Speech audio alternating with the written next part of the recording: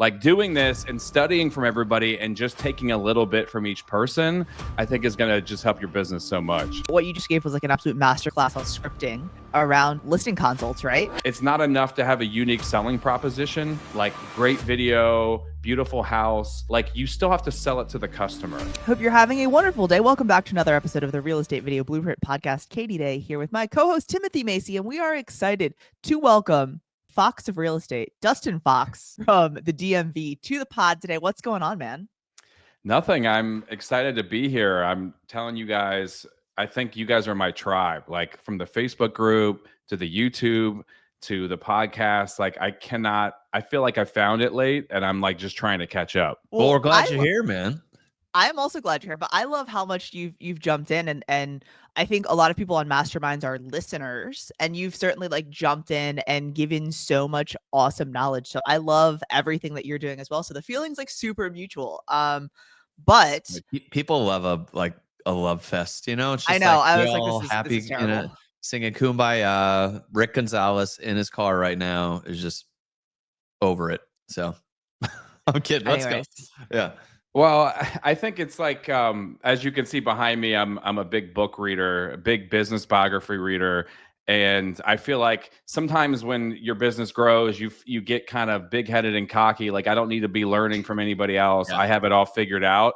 But like if Sam Walton, when he was already at the peak or almost at the peak of Walmart, was still secret shopping like Sears and Kmart's and like going in and getting ideas and like, you know, like doing the same thing at whatever Price Club was before Costco, like doing this and studying from everybody and just taking a little bit from each person, I think is going to just help your business so much. Dustin, I love that. It's funny. The most successful business people I meet, not the ones that seem the most successful online, but the ones that are actually making, the ones that actually make a lot of money and have these great businesses. They're always the best conversations, because we're always so curious about they want to learn stuff from me. I want to learn stuff from them. And like when I meet people that seem like they have it all figured out, they rarely do, you know? Or like if you look under the hood of my business, it's actually like hair on fire at all times. Like, but I think everybody's business is. It's just some people own it and some people don't, you know? Yeah, for sure. But to give the listeners a little bit of a background of who I am and like what I'm about is I was in like 17 years of retail management, like big box retail, Pottery Barn, Bed Bath & Beyond. I worked for the Redskins for 7 years. So 17 years of retail, got into real estate 10 years ago. My wife got into real estate 2 years later. We were just doing the husband and wife thing. And then 4 years ago, she's like, you know, you're such a blowhard. I'm so sick of having to listen to you talk about real estate. Maybe you should start a team so you can talk to other people. So she kind of nudged me into doing a team, and I had a lot of people ask me for advice anyways. And when I got into it, I'm a competitive person. So I was like, let's go after it. Even when I was brand new, like did my first transaction and I'm looking at real trends. I'm like, I only need to do 1,000 transactions. Like, to catch this person. Simple shit, right? Yeah. But we started the team. We went from like 79 million first year, 129 million second year, 100 and then 179, and then we did 221 last year, and this year we'll do over 250. So I'm proud of the team. My big aha when I started the team was it's really hard to be competitive, like in the review space, because like everybody is out for their own best interest. Like if I'm an agent, I don't want to give up my Google business reviews and my Zillow reviews to help a team lead. What if I leave the team? So like if I'm thinking about a problem in my business, I'm typically thinking not hard enough at my incentives. Like, how do I incentivize my customers? How do I incentivize my agents? So getting a group of people together to say, I need you to sacrifice your own self-interest, and you're going to have to trust me that we're all going to benefit from accumulating these reviews together. So cutting bonus checks to my agents for getting reviews. And once we became, I knew this was going to be the case, was because it's like having 55 stars and a sea of hundreds of other agents with 55 stars. The only way to win in that space is to be winning in that space. Like, you have to be the winner. And that's when you'll get all the phone calls. But Dustin, I think what you said also relates to content in a way, in that, like, we want to make the content that we hope people want, but you have to make the content that they actually want, right? And so the same way that you have to incentivize your agents to leave team reviews, like, what about our content is incentivizing people to watch it? You know, and instead we always want people to, like, watch my listing video where I'm trying to sell them a house. And I think we have to, it's the same way you're thinking through your agents. It's like the same thing. We have to think about our content with the consumer. Yeah. And you guys have kind of harped on this regarding content on multiple podcasts. I think you were talking about it with Ken on Monday. But you know, I do everything the way that you're not supposed to do it. Like, I don't care about YouTube organic. I'm putting YouTube out there for YouTube ads. And like, I should be taking that same content and creating a separate channel and letting that grow organically. But my intention from the very beginning was to get sellers to pick up the phone and call me. And those were through direct response YouTube ads. And it is a very much like a Gary V jab, jab, jab, right hook, where I'm putting out like only one piece of content that's actually asking for the business, and the other pieces are like, hey, Centerville homeowners, here's your market update in 60 seconds. And it's like just staying in front of people. And now I have a group of team members, like 20 of them, that have their own micro market, and I've made them micro famous in their little suburb city. So whenever they go to the store, everybody's recognizing them. People are coming up to them. Well, and that's what I love about content is like, there isn't just one right way, right? And so that's why I love having these conversations, because I feel like, you know, everyone does things a little bit differently. And so it just kind of gives the different perspectives on what works. So I want to dig in on something that we've talked about offline a lot that I kind of want to bring the forefront on, and it's listings, right? And so you do a lot of very interesting things on the listing front that not everyone's doing, right? So I kind of want to start as basic as possible and then kind of start kind of scaling up on the conversation, because if we immediately jump into your GPTs and you know, the ad strategy and all of these things, I think we might lose a couple people along the way. So where do you think is a good baseline level to start on listings? Well, I'll start with kind of like, we all know that we have to have our unique selling proposition for our sellers.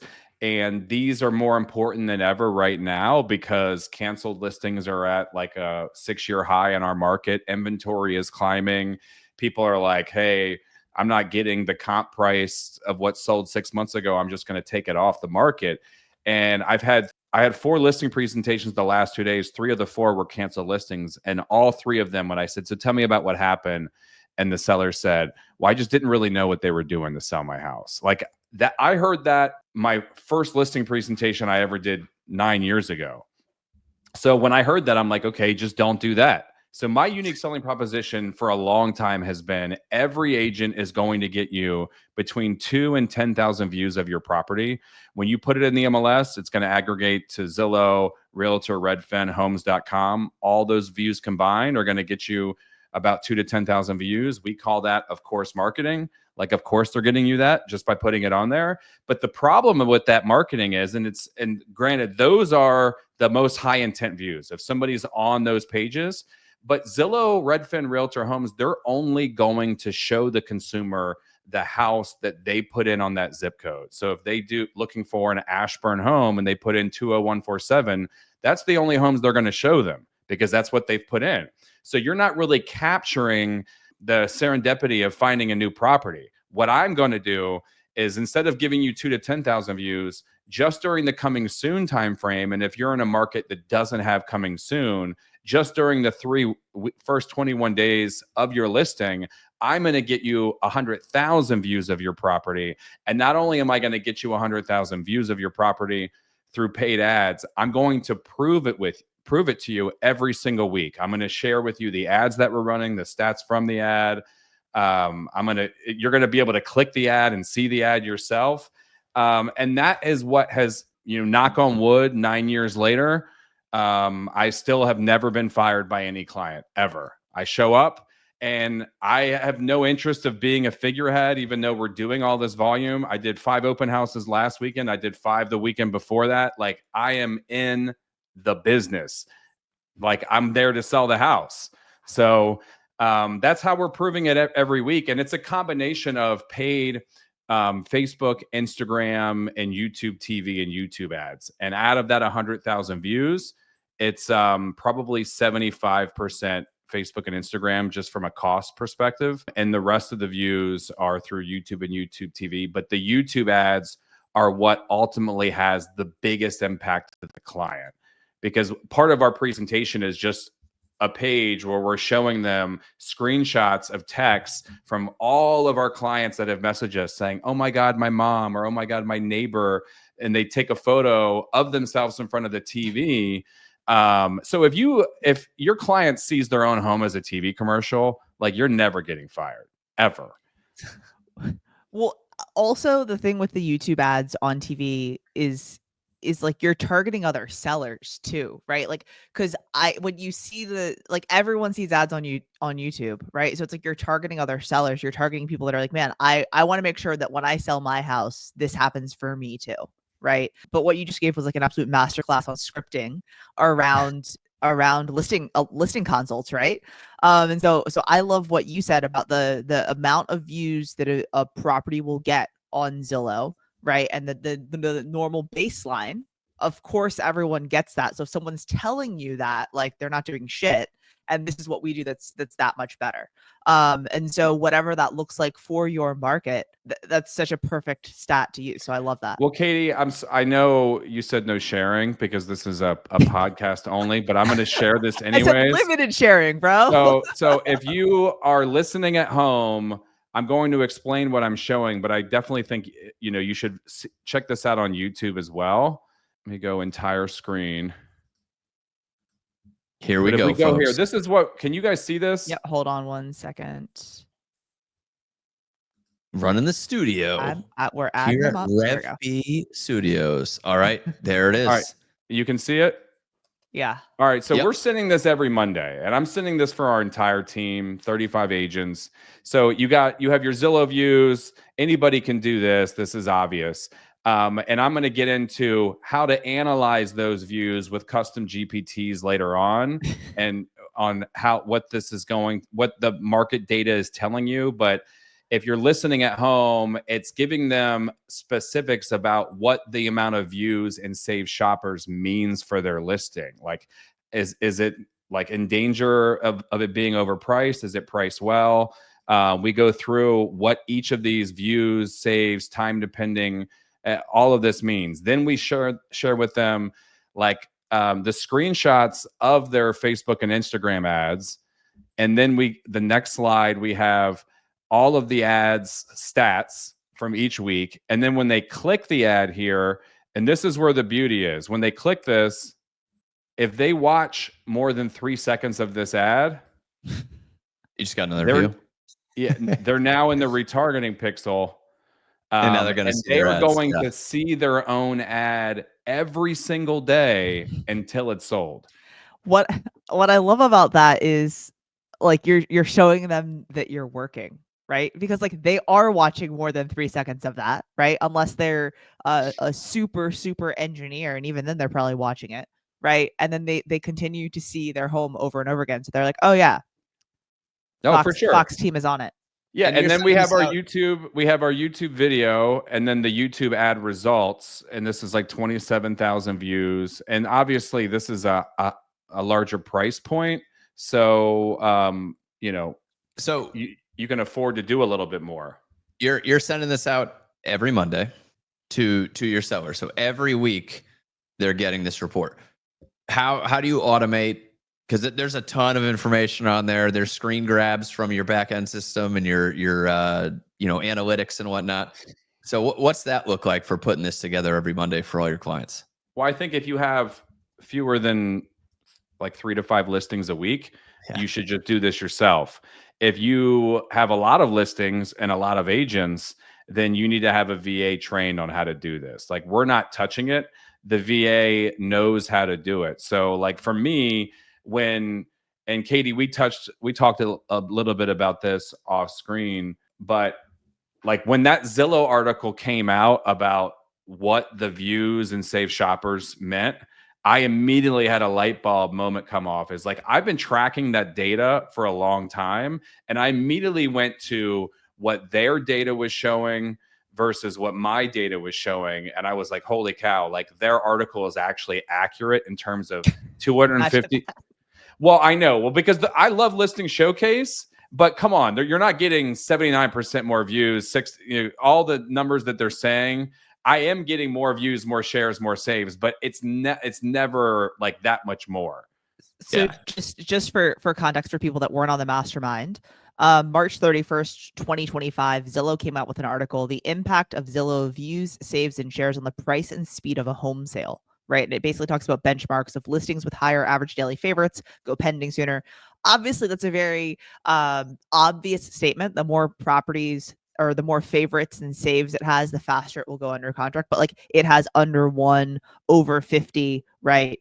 Listings with higher average daily favorites sell at a higher price as well. Again, but like it's giving the actual data behind it, not just like this is an obvious statement, but here are the numbers to back that up.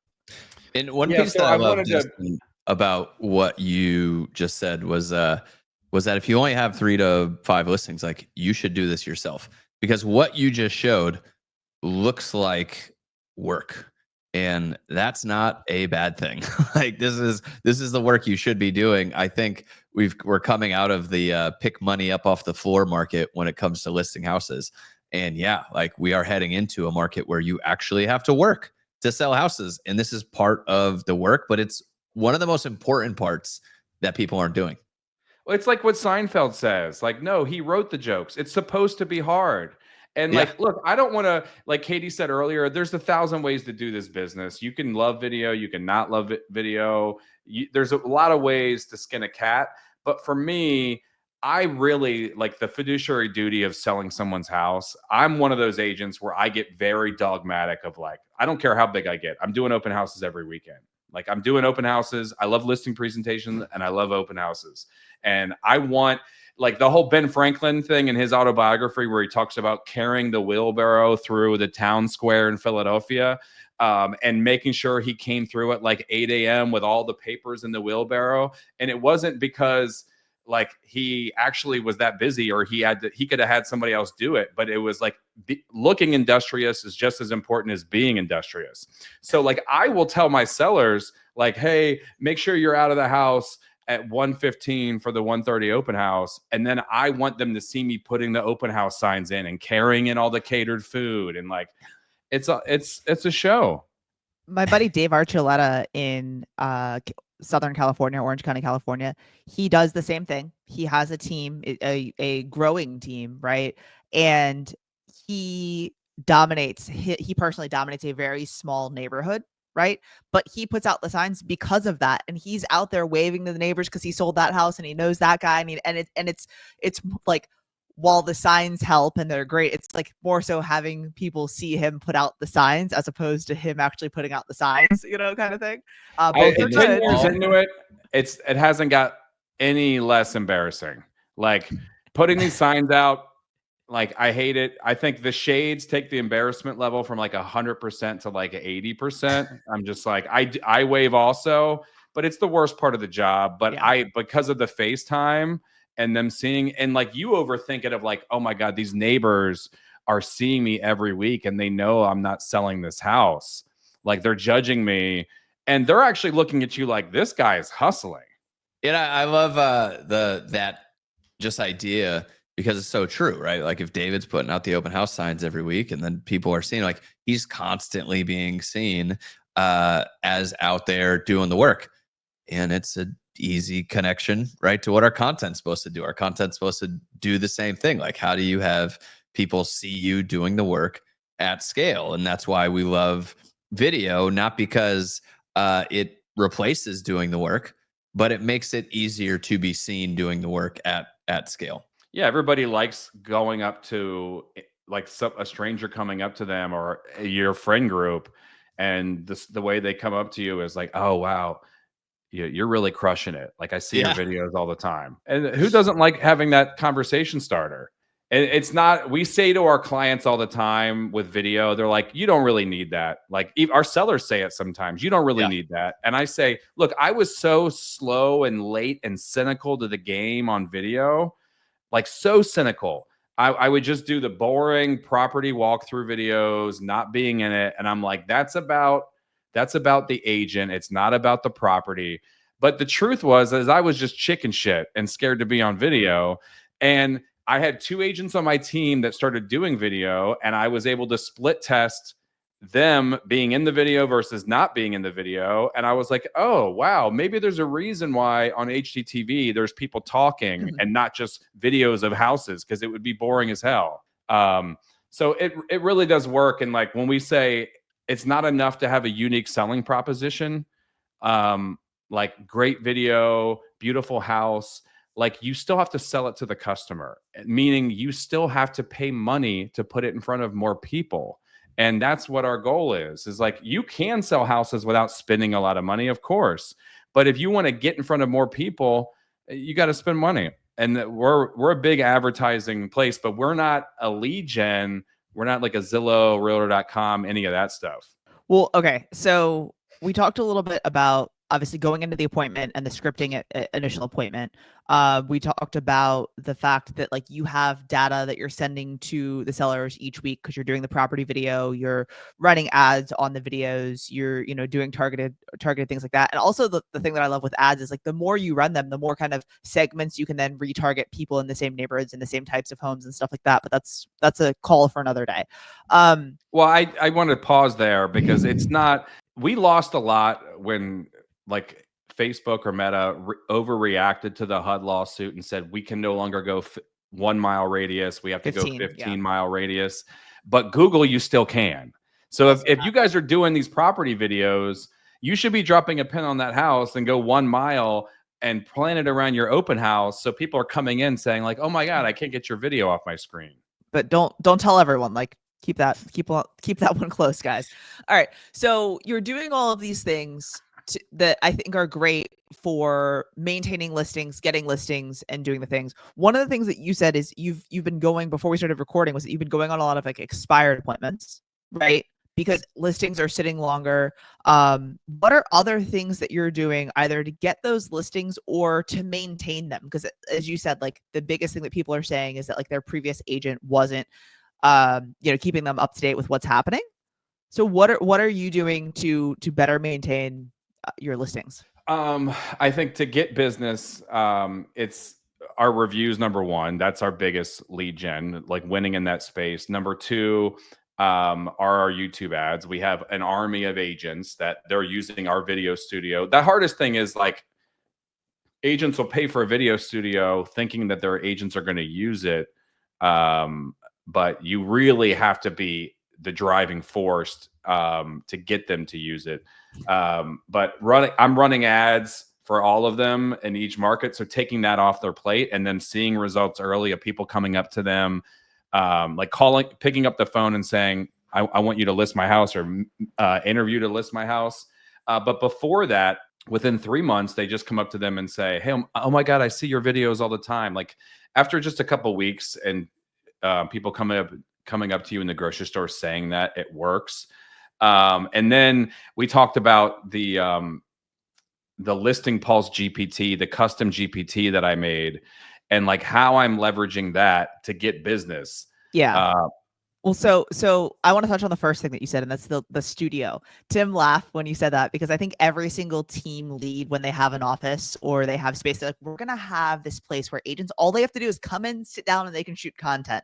And like every team leader has it and no one does it, or they do it and then it never gets posted. Right. And so one thing you mentioned is that like you take the content that's made and you run the ads for them, and you work on the production, the posting and all that side of things. Like, what else are you doing to help to get them to actually shoot the content? Great question. So once again, whenever I'm thinking about a problem with my business, I'm typically not thinking hard enough at incentives. So this is going to sound insane to any listener. But basically, if they're spending $500 a month on their ad spend, I'm matching their $500 a month in ad spend. So that's what's encouraging them, is they're getting $500 of free ad spend a month because I know it will work if they just follow my plan. And it wasn't until I said, I didn't realize this was going to be the hidden benefit. But when I said, like, as long as you guys are spending $500 a month, you are going to have exclusive territory to that suburb city. And it doesn't mean that if I have a listing in South Riding, I have to give it to Donna. It just means I'm not going to be running my ads in her area because I want her to be building her brand. So that, and because of that, it created a sense of abundance where all the agents are sending sharing their teleprompter. Like, I look at the ad report because I'm running the ads, and then every month at the end of the month, I share the results and say, hey, this agent and this agent had the top 2 video market updates this month. Like, what can we learn from what they're doing differently in their market update? Everybody's sharing. And everybody's growing. There are occasions where I have to nudge them and say, like, hey, I'm gonna turn your ad spend off because you haven't been in the studio in a month. But surprisingly, I have like 17 to 20 agents that are consistently using it every single month. And that's how we're growing. Well, and I love that. I think the challenge always when you try that approach is getting people to actually do it and then getting them to win with it so they'll keep doing it. And I think that's where most team leaders don't get the participation, is because most agents aren't willing to do the videos for the 6 months that it takes to get the organic traction to really get all the results that we see in the Facebook group and all the other things. Like, they fizzle out at some point before they ever get to that point where they want to do it. And so the paid strategy and your matching strategy, I think, is just a great way to get them seeing better results and better outcomes in a shorter amount of time. And skin in the game. Yeah, skin in the game. But now my new mission over the last month is, like, you guys, you start your own channel so you can be taking these videos and grow organically, and I will run the ads on our team account that already is the organic is crushed, because I want them to grow and, build an organic page. And this is for YouTube, yeah? Yeah. It's not really, you can't do it on Facebook and Instagram. Like, you can try to make a custom audience with, it takes way longer, but you should have, like, because I know you're saying that these people have like kind of the digital footprint, and you're giving them, hey, this is your farm, or this is where you live, and so this is your neighborhood. You should have them start doing talking head style for the green screen, have a VA edit them, right? And then you could have the team page pumping out this content, collabed with them for their neighborhoods, and it just be a whole DMV. Yeah, it'd be like a real estate bar stool. Like, And that's what I think it's a great idea, and I would love to get into that. And I would, if I could share the screen again, I would tell you. I told you could share when you wanted, man. Okay. Well, I just want to show you, when we're talking about leveraging the video in more ways than one. Pantana talks about this, but this is. Can you see this? Not yet. You got to flip it, or I think Katie's got to do it on her side. No. It was my fault. It was my fault. He's not sharing it. If you see this is our Google Search Console. So this is when I started a month ago doing you and Rick Lee's like new stuff. When I started putting this out, this is my search traffic to our website. You're talking 588 clicks per day, 97,000 impressions to my website, because every single time I post one of these videos, I just send the script to my VA, and she's trained in SEO from my book. Like, she's just making it a blog on our website, and our Google review schema is embedded into that. And it's just like, because a lot of the stuff that we're getting, Katie, you've mentioned on the calls, it's like you subscribe to all like the Business Journal and the local papers to get these ideas. ChatGPT, you can set up agentic agents to send you ideas every morning. But because you subscribe, you can copy and paste this stuff. And I realized this when my wife sold Sam Bankman-Fried's house when he was in prison, or when he was going to prison. That's a story. Yeah. It's not much of a story, but She never met him or anything, but the Wall Street Journal broke the news and called my wife.